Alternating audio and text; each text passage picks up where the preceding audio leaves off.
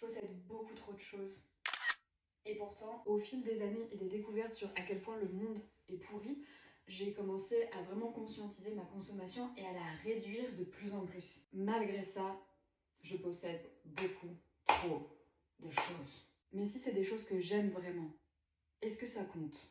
Alors, Marie Kondo dirait que non, ça compte pas. Si c'est des choses qu'on aime vraiment, probablement, on peut les garder. Mais nous, en yoga, on a un concept qui s'appelle aparigraha.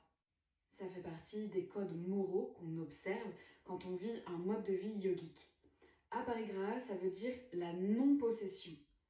Alors, si au départ, c'était vraiment un renoncement total à un vœu de pauvreté, aujourd'hui, dans notre monde moderne, ça n'a pas trop de sens. Alors, comment est-ce qu'on applique Aparigraha à notre condition d'occidentaux qui vivons dans un mode de consommation très capitaliste?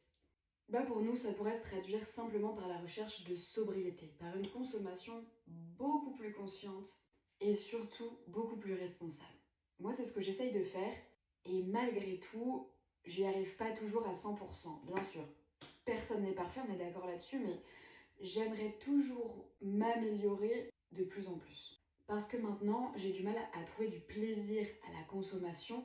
Je me sens plutôt coupable qu'autre chose quand je m'achète un vêtement qui est neuf ou alors quand je m'achète quelque chose qui me fait un peu plaisir sur le moment mais que je sais dont j'ai pas vraiment besoin. Je sais pas si vous voyez ce que je veux dire et si vous pouvez vous identifier à ça. Alors, depuis que je vis au milieu de mes cartons, je me pose cette question, comment je fais pour arrêter de vouloir plus? Et hier, en train de remplir mes boîtes, je me suis dit, c'est simple, j'arrête de vouloir plus quand je commence à aimer sincèrement ce que j'ai déjà. Quand je tourne toute mon attention vers le fait d'adorer les choses que je possède, sans pour autant être attachée à elles si jamais quelque chose s'abîme, quelque chose se casse ou je perds quelque chose,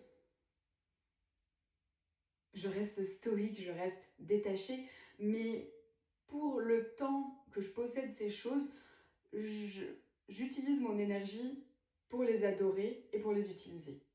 Et surtout, la clé du truc, c'est que je commence à arrêter de vouloir plus en m'aimant moi. Parce que c'est mon énergie à moi qui transparaît à travers les choses que je porte et les choses que j'ai autour de moi.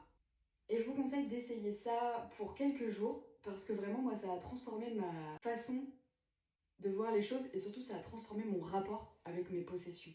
Et puis surtout, depuis que j'ai un mode de vie plus yogique, j'ai arrêté d'acheter de la fast fashion et ça, c'est la chose dont je suis le plus fière. Bref, ça fait 5 ans que j'ai rien acheté chez